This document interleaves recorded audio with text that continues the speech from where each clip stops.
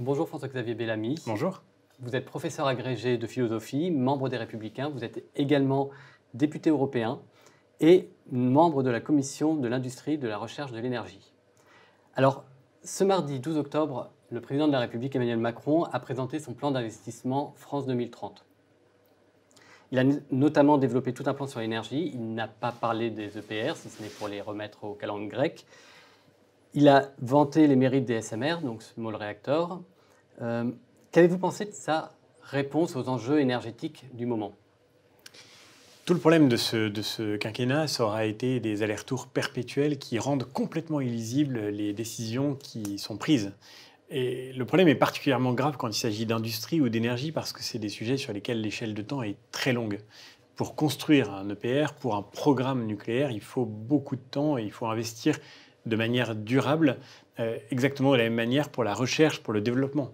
Le gouvernement aujourd'hui, et c'est assez hallucinant, nous explique que d'un seul coup, on a découvert la lumière, il faudrait qu'on arrive à recycler les déchets nucléaires pour en faire de nouveau des combustibles. Mais ça, c'était le cœur du programme Astrid, auquel ce gouvernement a mis fin il y a tout juste un an. Donc il y a quelque chose d'absolument aberrant dans cette espèce de zigzag permanent qui a coûté très cher à la France. Astrid, c'est quand même 650 millions d'euros qui ont été littéralement jetés à la poubelle pour un programme qui en réalité était extrêmement prometteur et qui a été conclu par pure idéologie. Et de l'autre côté, on a cette espèce d'aller-retour sur le nucléaire, une politique du « en même temps » qui, comme sur tous les autres sujets, produit les incohérences auxquelles on assiste aujourd'hui, et qui est, là encore, je le redis, particulièrement incompréhensible quand il s'agit justement de ce choix de mix énergétique. Le nucléaire, si vous voulez, c'est une énergie qui a ses inconvénients. On les connaît. Et l'un de ces inconvénients, celui qui est le plus évoqué par les opposants au nucléaire, ce sont les risques majeurs liés à une catastrophe nucléaire. Or, c'est là que je ne comprends pas la stratégie du président de la République.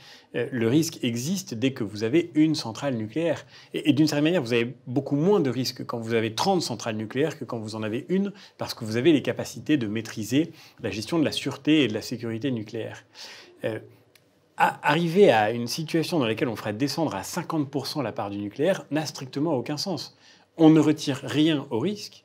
En revanche, on augmente tous les effets induits négatifs des autres énergies qu'on cherche à mobiliser. Je pense par exemple à l'éolien, au solaire, qui sont des énergies qui ont le mérite de produire une énergie qui est peu carbonée, mais qui suppose en même temps que leur intermittence soit palliée par le fait d'importer du gaz qui permet de compléter cette énergie au moment où elles ne produisent pas d'électricité. Donc 50% de nucléaire, 50% de renouvelables, c'est un mix énergétique qui n'a littéralement pas de sens. Soit on considère que le nucléaire est une énergie, et c'est ce que je crois, sûre, qui permet d'obtenir une électricité décarbonée et par ailleurs une électricité disponible abondamment, peu coûteuse, et donc un atout pour notre modèle social et pour notre compétitivité sur le plan industriel, soit on considère, et je comprends ceux qui formulent cette objection, que le nucléaire est une énergie dangereuse, et dans ce cas, il faut en sortir complètement. Mais faire 50-50, d'une certaine façon, ça n'a intellectuellement aucun sens. Et c'est malheureusement à cette espèce d'aberration que nous nous sommes consacrés au cours des dernières années, raison pour laquelle, au fond, les deux derniers quinquennats, celui de François Hollande, celui d'Emmanuel Macron, auront été l'occasion non pas d'un surplace sur les questions d'énergie, mais en réalité d'une régression de notre pays. Rien n'a été fait, rien pour préparer l'avenir. Et l'avenir, d'une certaine manière, ça n'est pas demain qu'il se joue, c'est déjà hier. Il faut maintenant qu'on rattrape notre retard parce que le temps industriel, le temps de l'énergie, c'est un temps très long, comme je le disais tout à l'heure. Alors, on va y revenir un petit peu tout à l'heure, mais est-ce que vous arrivez à, définir en quelque sorte quelle est la vision d'Emmanuel Macron sur les questions énergétiques ? On a l'impression, et vous l'avez dit tout à l'heure, tout à fait justement, qu'il pratique le en même temps. Est-ce qu'au fond, il y a tout de même une ligne directrice ? Est-ce que ce qu'il a proposé en France 2030, qui est quelque part aussi des investissements pour le futur, qui en effet sont sans commune mesure avec le programme Astrid, mais est-ce que néanmoins, il n'y a pas en effet une prise de conscience louable de sa part ? Je ne vois pas tellement où est la prise de conscience. Je pense qu'il y a des artifices de communication. On voit bien aujourd'hui Emmanuel Macron, qui sent les tendances de l'opinion, a parfaitement compris que les énergies renouvelables commençaient à atteindre leurs limites d'acceptabilité de la part de la population. Je pense en particulier aux éoliennes, l'éolien à terre comme l'éolien en mer, sujet dont je me suis beaucoup occupé parce que je suis aussi en commission de la pêche et que je travaille avec les pêcheurs qui voient bien les désastres environnementaux que l'éolien en mer produit. On voit très bien aujourd'hui que le rythme d'installation de l'éolien a marqué le pas, a ralenti, et qu'il sera de plus en plus difficile d'installer des projets éoliens, malgré les phénomènes de pression, pour ne pas dire de quasi-corruption, qui touchent les élus locaux, qui sont directement incités au développement de ces politiques. Mais ce que Emmanuel Macron voit, c'est que, donc je le redis, que la tendance dans l'opinion est en train d'évoluer sur ces sujets. Ça ne fait pas une stratégie. Et d'ailleurs, la vérité, c'est que si on veut bien regarder les choses en face, prenons une date qui me paraît fondamentale, c'est la date de 2050. 2050, c'est la date à laquelle la plupart des éléments de notre parc nucléaire aujourd'hui en activité seront sortis d'exploitation. 2050, c'est aussi le moment dans lequel les éoliennes qui ont été construites jusqu'à aujourd'hui seront sorties d'exploitation. Si on veut réussir à passer la barre de 2050, alors qu'on sait qu'en 2050, on aura besoin probablement entre 20% et 40% de plus d'électricité que ce qu'on consomme aujourd'hui, parce que la transition énergétique fait qu'on électrifie tous les usages. Vous voyez, on va interdire aux gens bientôt d'avoir des voitures avec des moteurs thermiques, donc il faudra des voitures électriques, donc il faudra produire de l'électricité pour faire rouler ces voitures. On va avoir besoin de plus en plus d'électricité, et simultanément, on va voir diminuer massivement la production d'électricité disponible. Si on veut réussir à affronter ce cap, à éviter le scénario qui se dessine aujourd'hui à l'horizon, pas seulement en France, mais dans toute l'Europe, le scénario de pénurie d'électricité structurelle, le scénario d'une explosion des prix de l'énergie, si on veut éviter ça, eh bien c'est encore une fois aujourd'hui qu'il faut se mettre à lancer un programme majeur d'investissement dans la construction, et moi je pense en particulier dans la construction de centrales nucléaires, pas seulement de SMR, ces petits réacteurs qui d'ailleurs n'apportent pas grand-chose sur le plan de la technologie, il faudra aussi des EPR, il faudra aussi que des réacteurs de taille importante puisse permettre d'alimenter notre réseau électrique pour pouvoir garantir aux Français l'énergie disponible dont ils auront besoin demain. Alors vous avez évoqué justement des investissements. Pour faire ces investissements, il faut les financer. Pour les financer, je voudrais qu'on parle d'un sujet qui est pas forcément le sujet le plus connu des concitoyens français, c'est la taxonomie européenne. Est-ce que vous pouvez nous dire en quelques mots ce qui se cache derrière cette terminologie ? Alors, le mot peut impressionner, mais en réalité, la réalité est assez simple. La taxonomie, c'est un règlement européen dont le but est de faire la liste de toutes les sources d'énergie qu'on peut considérer comme vertes, qu'on peut considérer comme pouvant soutenir notre objectif de transition énergétique. On sait que l'Europe veut décarboner son énergie et par conséquent, il faut qu'elle investisse dans des sources d'énergie qui seront susceptibles d'être financées à ce titre par les États ou bien de bénéficier de conditions de financement préférentielle de la part des acteurs privés. La taxonomie, c'est donc le but est de faire une liste qui soit reconnue par tous comme étant une liste légitime d'énergie effectivement propice à cette transition. Le scandale qui se joue, c'est que il s'agissait au départ de réunir un groupe d'experts pour leur demander quelles énergies pouvaient être considérées comme étant vertes. On a commencé par dire que le nucléaire ne ferait pas partie des énergies examinées à ce titre. Pourquoi ? Aucune raison. On connaît pourtant le nucléaire. On connaît ses avantages, on connaît aussi ses inconvénients. Il y a des inconvénients au nucléaire, c'est une certitude. Mais ce n'est pas une source d'énergie qui soit encore inconnue. Ça fait des décennies qu'on la pratique dans un pays comme la France, par exemple. Donc il n'y avait aucune raison de mettre le nucléaire de côté. Et le gouvernement français a laissé faire ça. Alors que c'était une faute intellectuelle, c'était une faute rationnelle, mais c'était aussi une faute politique majeure, contre en particulier le mix énergétique français. Aujourd'hui, la singularité de la France, c'est que nous avons 75% de notre énergie, qui est notre électricité, qui est produite par des centrales nucléaires. Ça fait une grosse différence avec un pays comme l'Allemagne, par exemple, qui est sorti du nucléaire et qui, parce qu'il est sorti du nucléaire, a dû ouvrir des centrales à charbon, a donc un point de PIB beaucoup plus carboné que la France. Nous avons le point de PIB le plus décarboné d'Europe et qui, par ailleurs, paye son électricité aujourd'hui 4 fois plus cher que la France. Il est très clair qu'aujourd'hui, les Allemands ont tout à fait intérêt à ce que la France ne puisse plus bénéficier de cet atout remarquable que constitue son énergie nucléaire. Et donc, on voit bien que dans ce schéma initial de la taxonomie, il y a évidemment une intention de mettre à l'écart le nucléaire pour nous empêcher de continuer de bénéficier de cet atout que nous avons développé depuis le général de Gaulle. Donc on est devant cette bataille de la taxonomie aujourd'hui. Un premier acte délégué a été publié, donc un premier texte, une première version, peut-on dire, de cette réglementation, qui inclut seulement les énergies renouvelables, donc l'éolien, le solaire. Nous, ce que nous voulons, c'est évidemment que dans un deuxième acte délégué, on puisse inclure le nucléaire, parce que le nucléaire est une énergie décarbonée et que, même le GIEC le dit, on ne fera pas face au dérèglement climatique si on ne met pas en œuvre la solution nucléaire. Je crois que ceux qui s'attaquent au nucléaire, je pense en particulier aux écologistes, sont d'une mauvaise foi absolument confondante. La vérité, c'est que si on déclare l'état d'urgence climatique, si on croit qu'il y a une urgence de ce point de vue-là, on n'a pas le droit simultanément de se retirer à nous-mêmes les moyens de faire face à cette urgence. Peut-être la recherche nous permettra-t-elle de trouver demain une source d'énergie qui soit moins problématique que le nucléaire du point de vue des déchets, du point de vue de ces questions de risque nucléaire. Il ne reste pas moins qu'aujourd'hui, nous avons là une source d'énergie qui, malgré tout, est sûre. Nous le savons, nous le voyons bien aujourd'hui. En fermant Fessenheim, on a fermé une centrale que l'autorité de sûreté nucléaire considérait comme parfaitement capable de poursuivre l'exploitation. C'est donc par pure idéologie que l'on s'acharne à combattre une énergie décarbonée. Ceux qui font cela prouvent en réalité qu'ils ne croient pas une seconde au problème que peut représenter le carbone dans la transition climatique. Est-ce que la France était à la hauteur sur ce sujet-là? Parce que on le voit bien, quelque part, une première manche est presque perdue quand on voit que le nucléaire n'est pas dans le programme du plan de relance d'obligations vertes. Est-ce que ça ne préfigure pas finalement l'abandon du nucléaire également dans la taxonomie? C'est clair que la France a été aux abonnés absents. Je ne dis pas la France d'ailleurs, je dis le gouvernement français. Parce que nous, au Parlement, ça fait 2 ans qu'on tire la sonnette d'alarme. Ça fait 2 ans qu'on alerte sur le danger. J'ai publié des textes, j'ai évidemment communiqué avec les parlementaires de la majorité, avec le gouvernement, en attirant leur attention sur ce qui était en train de se jouer. Et ce qui est en train de se jouer, il faut bien que ceux qui nous regardent le comprennent, ce qui est en train de se jouer touchera directement la vie des Français.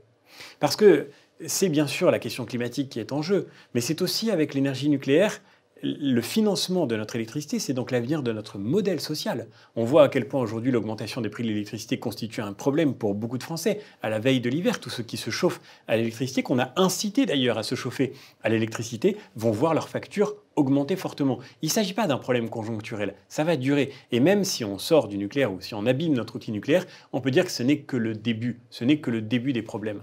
Le ministre de l'économie va à Bruxelles en disant qu'il faut réformer le marché de l'énergie. La vérité, c'est que ce n'est pas tant une question de marché qu'une question de production. Vous pouvez construire le marché comme vous voulez, à la fin, il y a un principe de base, c'est que ce qui est rare est cher. Et donc, si on a peu d'électricité, cette électricité va coûter de plus en plus cher. Si on a besoin d'importer de plus en plus de gaz, parce que le gaz va avec l'éolien et le solaire, quand l'éolien et le solaire ne marchent pas, il faut allumer des centrales à gaz. Si on a besoin d'importer de plus en plus de gaz, on peut faire le marché qu'on veut, on peut définir les règles du jeu qu'on voudra. À la fin, on payera évidemment le gaz qu'on importera au prix que nous dicteront ceux qui nous le vendront à l'avenir. Donc, c'est très clair que ce qui se joue, c'est l'avenir du modèle social français, c'est l'avenir aussi de notre industrie. Parce que ce qui est fondamental pour un industriel, quand vous installez une usine, la première chose que vous regardez, c'est la disponibilité de l'énergie et le coût de l'énergie. Aujourd'hui, le coût de l'électricité en France, c'est l'un des éléments majeurs qui restent à notre compétitivité. Si on se retire cet atout, là encore, on va vers une désindustrialisation aggravée de notre tissu économique en France. Donc, tous ces enjeux-là sont fondamentaux. L'énergie, vous voyez, moi, je suis prof de philo, c'est pas mon domaine initial. Mais j'ai choisi de m'engager dans ce domaine au Parlement européen parce que je crois que c'est un sujet majeur pour l'avenir de notre pays, pour l'avenir de notre souveraineté, pour notre capacité à maîtriser notre destin. Et plus je me plonge dans ces questions, plus je vois à quel point elles détermineront tout le reste. Je suis très heureux d'ailleurs de voir que ces questions arrivent enfin au sommet de la pile à la veille de l'élection présidentielle. Mais on peut le dire, oui, la France a été aux abonnés absents sur cette première manche qui est perdue. Et maintenant, il faut travailler d'arrache-pied pour réussir à emporter la deuxième manche. C'est un sujet vital pour notre avenir. Et si on part du principe assez négatif qu'on pourrait la perdre, cette bataille, quelles en seraient les conséquences immédiates concrètement? Quid du modèle énergétique français? Est-ce qu'il meurt? Je pense qu'en tous les cas, ce sera très compliqué pour nous de mettre en œuvre les investissements nécessaires pour reconstruire notre parc nucléaire. Ce qui pose d'ailleurs un problème majeur. Normalement, d'après les traités européens, le mix énergétique est une compétence des États membres. C'est-à-dire les États membres décident de leur mix énergie. Vous avez des pays en Europe qui ont choisi de sortir du nucléaire, grand bien leur face. Vous avez des pays en Europe qui sont encore aujourd'hui en train de se chauffer au charbon. Et d'ailleurs, le charbon, qui est émis par, y compris nos voisins allemands, fait actuellement des milliers de morts. Et des milliers de morts même en France. Parce que, évidemment, les particules et la pollution ne s'arrêtent pas aux frontières. Mais d'une certaine façon, on a choisi cette Europe-là dans laquelle les États continuent de décider de leur propre mix énergétique. Très bien. En faisant la taxonomie européenne, la Commission est en train de revenir sur cet équilibre. Parce que si demain, elle empêche des États de financer une source d'énergie en particulier, alors en réalité, quand bien même la France aurait théoriquement le droit de disposer d'une énergie nucléaire, elle n'aura concrètement plus vraiment les moyens d'obtenir qu'elle soit financée. J'ajoute que ce n'est pas seulement les questions d'énergie. Le troisième acte délégué de la taxonomie va être sur l'industrie elle-même. Et le risque est grand de voir exclu, par exemple, de cette taxonomie, des chaînes de valeur industrielles. Je pense par exemple à l'industrie de défense. Voilà, on va dire, puisque ça a été mon cas, j'étais rapporteur sur le Fonds européen de défense au Parlement européen. Dans la dernière ligne droite, on a vu les écologistes arriver en disant « Non, mais nous voulons que tous les projets d'industrie de défense soient favorables à l'environnement ». La vérité, c'est que quand vous construisez un char de combat, vous ne mettez pas dedans des bombes biodégradables, ça n'existe pas. Donc si on rentre dans cette logique un peu délirante, on risque de couper les financements et d'empêcher toute une chaîne de valeur industrielle d'accéder à la possibilité d'investir dans l'avenir. Et ça, pour le coup, c'est un enjeu, là encore, capital pour notre souveraineté, pour nos emplois, pour notre modèle social. Et je pense qu'il est temps que la France tape du poing sur la table et dise, et je crois que c'est aussi un enjeu de l'élection présidentielle, il est temps d'élire un gouvernement français qui sera capable de dire demain, nous voulons que les traités soient respectés, nous ne sommes pas hostiles au projet européen, à la condition que ce projet européen ne se fasse jamais contre la souveraineté démocratique de notre État, contre la souveraineté des peuples européens. Ça n'a pas été l'intention initiale, il faut respecter maintenant la lettre et l'esprit des traités. Vous parliez tout à l'heure de la gauche, donc Emmanuel Macron, François Hollande, qui depuis 10 ans n'ont rien fait sur le nucléaire. J'ai envie de dire, finalement, est-ce que la droite n'est-elle pas également coupable, à partir de, on va dire, du mandat de Jacques Chirac 2002 et ensuite de Nicolas Sarkozy? Parce qu'il n'y a pas eu de constructions qui ont été organisées, alors qu'on pouvait possiblement imaginer que la consommation d'électricité allait augmenter. Est-ce que la droite ne porte pas une responsabilité également dans cette problématique? Oui, alors évidemment, c'est une question de temps long, donc on peut regarder les choses sur le long terme. La vérité, malgré tout, c'est que quand on a un parc nucléaire qui fonctionne et qui répond aux besoins du réseau, ce qui est encore le cas aujourd'hui, il n'y a pas non plus de nécessité de construire toujours plus et d'une certaine manière de construire dans le vide. C'est quand le renouvellement arrive qu'il est nécessaire de s'y engager. La gauche a construit pour un accord de gouvernement, une espèce de compromis improbable qui consistait à faire baisser la part du nucléaire dans le mix énergétique français, ce qu'Emmanuel Macron d'ailleurs a confirmé. Il n'a pas du tout supprimé l'objectif qui avait été créé par François Hollande dans cet accord avec les Verts. Il a même exécuté la promesse de faire fermer Fessenheim, qui encore une fois était une centrale parfaitement viable. Et il a seulement reculé de 10 ans l'objectif initié par le quinquennat précédent. Sur ce sujet-là, comme sur bien d'autres, en réalité, les deux quinquennats auront été parfaitement alignés. Maintenant, ce qui est clair, c'est qu'on est devant un défi pour toute la société française, d'une certaine manière, parce que le fait que pendant si longtemps on n'ait pas construit, le fait que pendant si longtemps on n'ait pas investi dans l'avenir, a fait que nous manquons aujourd'hui beaucoup des compétences nécessaires pour pouvoir mener ce travail. Et c'est d'ailleurs l'exemple de Flamanville qui le démontre très bien. Donc oui, on a un travail majeur devant nous pour reconstituer des compétences, mais c'est un travail crucial si nous voulons, je le redis, garder notre souveraineté, parce qu'il n'y a aucune raison de s'inquiéter pour l'avenir du nucléaire dans le monde. Les États-Unis investissent massivement sur le nucléaire, la Chine investit massivement sur le nucléaire. Rappelons que c'est le Parti communiste chinois d'un côté, de l'autre côté le Parti démocrate américain, avec John Kerry à sa tête, qui disent à quel point le nucléaire est nécessaire pour pouvoir préparer l'avenir. Donc il y aura, c'est évident, dans l'avenir, une part importante d'électricité qui, dans le monde, sera produite par des centrales nucléaires. Le grand risque, c'est que nous nous réveillons trop tard et que demain, nous ayons besoin des compétences venues d'autres puissances auxquelles parfois nous avons apporté notre propre savoir-faire, que nous devenions dépendants désormais de ces puissances pour pouvoir obtenir les connaissances nécessaires à cette technologie de pointe. Alors, dernière question, dernier point que je voulais aborder avec vous. Donc, la France bascule ces derniers mois dans une inflation du prix de l'énergie. C'est assez global, hein. On a le pétrole qui vient d'atteindre un record. On a le gaz qui a pris plus de 12% le mois dernier, si je ne m'abuse. L'électricité qui devrait aussi potentiellement augmenter. Alors, on nous parle beaucoup de crise d'existence civilisationnelle, excusez-moi, liée à l'immigration, au flux, aux tensions de population.